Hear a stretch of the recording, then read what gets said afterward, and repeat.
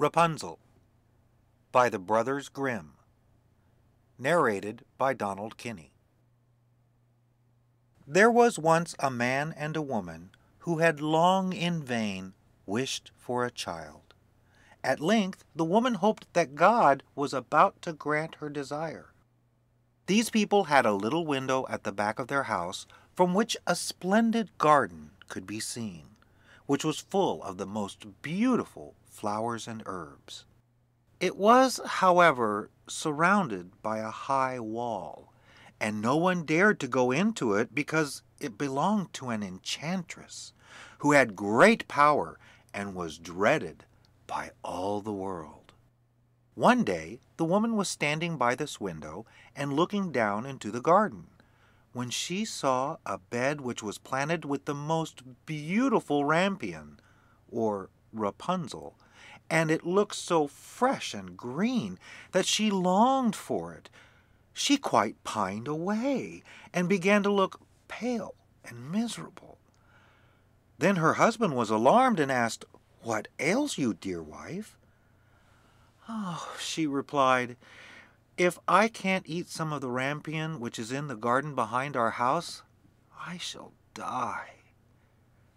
The man, who loved her, thought, "Sooner than let your wife die, bring her some of the rampion yourself, let it cost what it will." At twilight he clambered down over the wall into the garden of the enchantress, hastily clutched a handful of rampion, and took it to his wife. She at once made herself a salad of it and ate it greedily.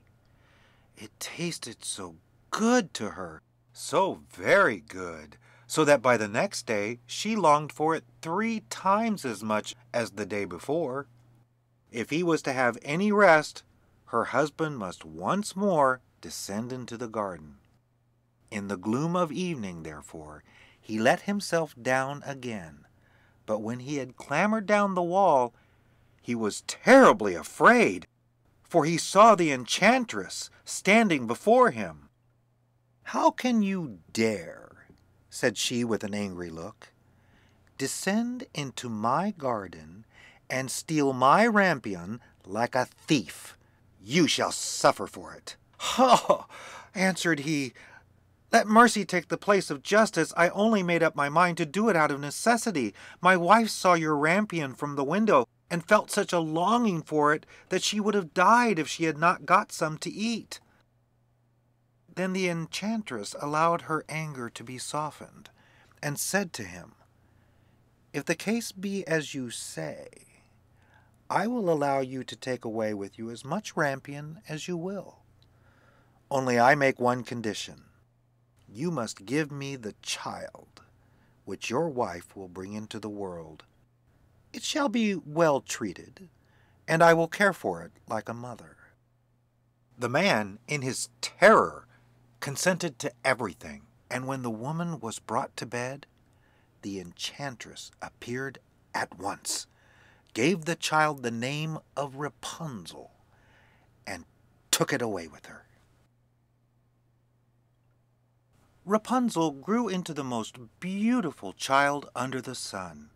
When she was 12 years old, the enchantress shut her into a tower, which lay in a forest, and had neither stairs nor door, but quite at the top was a little window. When the enchantress wanted to go in, she placed herself beneath it and cried, "Rapunzel, Rapunzel, let down your hair to me." Rapunzel had magnificent long hair, fine as spun gold, and when she heard the voice of the enchantress, she unfastened her braided tresses, wound them round one of the hooks of the window above, and then the hair fell 20 ells down, and the enchantress climbed up by it. After a year or two, it came to pass that the king's son rode through the forest and passed by the tower. Then he heard a song, which was so charming that he stood still and listened. This was Rapunzel, who in her solitude passed her time and letting her sweet voice resound. The king's son wanted to climb up to her and looked for the door of the tower, but none was to be found. He rode home, but the singing had so deeply touched his heart that every day he went out into the forest and listened to it. Once, when he was thus standing behind a tree, he saw that an enchantress came there, and he heard how she cried, "Rapunzel, Rapunzel, let down your hair to me." Then Rapunzel let down the braids of her hair, and the enchantress climbed up to her. "If that is the ladder by which one mounts, I too will try my fortune," said he. And the next day, when it began to grow dark, he went to the tower and cried, "Rapunzel, Rapunzel, let down your hair to me."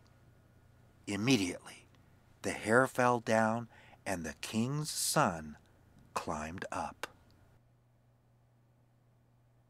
At first Rapunzel was terribly frightened when a man, such as her eyes had never yet beheld, came to her.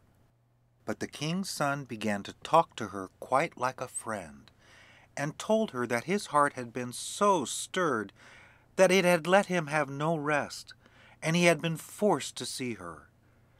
Then Rapunzel lost her fear, and when he asked her if she would take him for her husband, and she saw that he was young and handsome, she thought, "He will love me more than old Dame Gothel does." And she said yes, and laid her hand in his.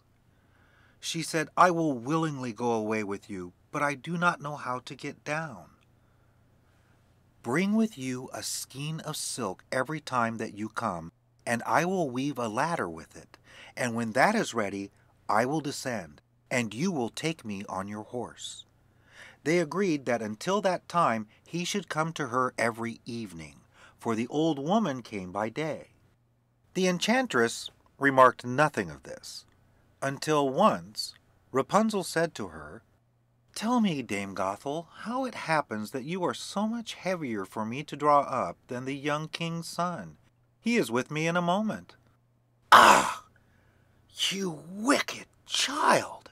cried the enchantress. "What do I hear you say? I thought I had separated you from all the world, and yet you have deceived me." In her anger she clutched Rapunzel's beautiful tresses, wrapped them twice around her left hand, seized a pair of scissors with the right, and snip, snap, they were cut off, and the lovely braids lay on the ground. And she was so pitiless that she took poor Rapunzel into a desert, where she had to live in great grief and misery. On the same day that she cast out Rapunzel, however, the enchantress fastened the braids of hair, which she had cut off, to the hook of the window, and when the king's son came and cried, "Rapunzel, Rapunzel, let down your hair to me," she let the hair down. The king's son ascended, but instead of finding his dearest Rapunzel, he found the enchantress, who gazed at him with wicked and venomous looks. "Aha!" she cried mockingly. "You would fetch your dearest, but the beautiful bird sits no longer singing in the nest. The cat has got it, and will scratch out your eyes as well. Rapunzel is lost to you. You will never see her again."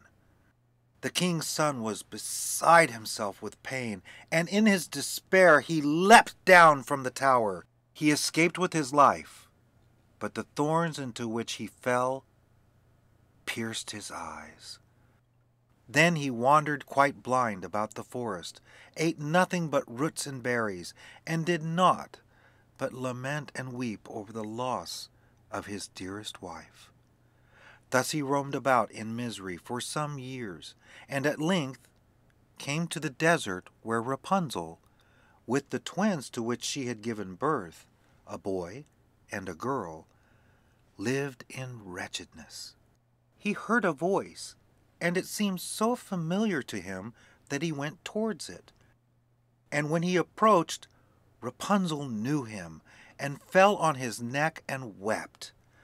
2 of her tears wetted his eyes, and they grew clear again, and he could see with them as before. He led her to his kingdom, where he was joyfully received, and they lived for a long time afterwards, happy and contented.